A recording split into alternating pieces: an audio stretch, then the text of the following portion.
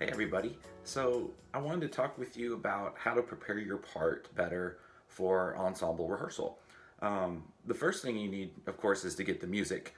Once you get the music, you need to study through it. Look through and see if there are any musical terms that you may not know. We have a great resource now called the internet, and you can just type in words and, like, for example, does it say con sordino? That means with mute. And you need to write some things down in your part so when you get to rehearsal, you know exactly what that means so the conductor doesn't always need to explain it to you. Brass players, do you need a mute? You need to come prepared to rehearsal and make sure you have all the necessary equipment to help the rehearsal go well. Listen to recordings. Pull up a recording and make sure it's a good quality recording of a major orchestra, and just listen along to your part. See how it fits.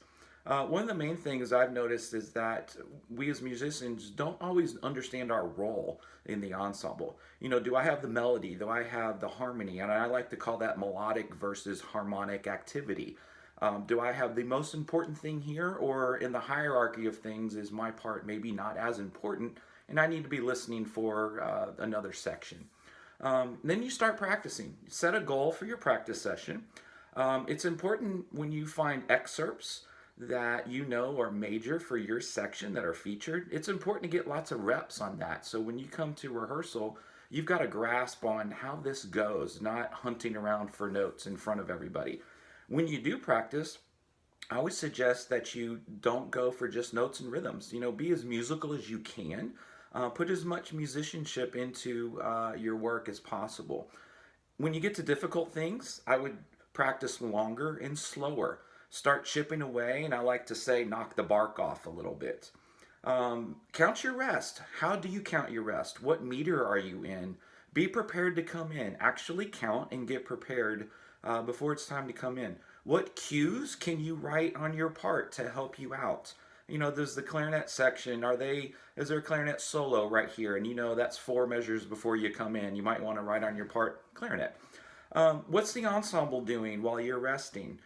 Do they have something that you have coming up that you can hear as a model and go, okay, I've got to copy that now because I have the same thing in my part, and this section played it this way. I need to try to play that the exact same way. And then I would listen to recordings again and find another interpretation for the work. You know, maybe you listen to the San Francisco Symphony Orchestra and you hear them playing Hindemith and Symphonic Metamorphosis. And then you listen to Berlin Philharmonic, which, by the way, they have a lot of free concerts going on now for their digital concert hall. I would encourage you to pursue that right now. And then put some headphones on and start playing along.